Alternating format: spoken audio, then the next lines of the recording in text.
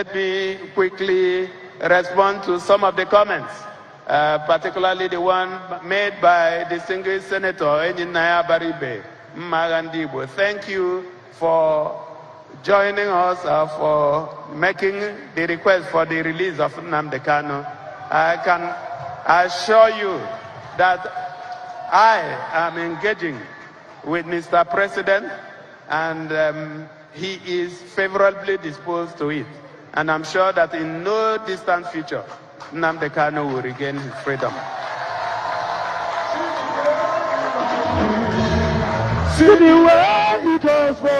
Functional rail network to traverse the southeast and south-south regions from Calabar to Enugu, with stations in all the major agricultural and commercial towns along the corridor. A functional rail line will not only improve inter-regional trade, it will also cause an uptick in employment, improve factor utilization, investment inflow, and more fundamentally, reduce migration pressure in the urban metropolis outside the regions. I would also like to request, Mr. President, that you use your good offices to explore how the seaports closest to businesses in these regions can be optimized to drive the export of goods from here. And I'm glad that the Deputy Speaker of the Federal House of Representatives has mentioned the issue of seaports. And Abia is ready.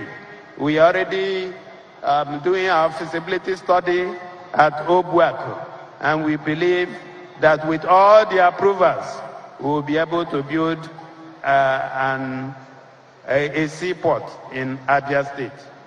Having all the seaports around here running at optimal capacity will boost business performance by cutting down costs, improve living standards, and inevitably boost public sector revenue.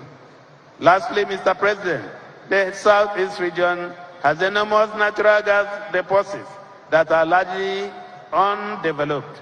Natural gas has become critical in the new global energy order.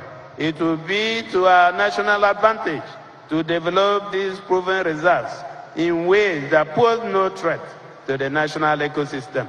The federal government, I can promise, shall get all the required support from the governors to develop this valuable asset and other mineral resources buried between our soil.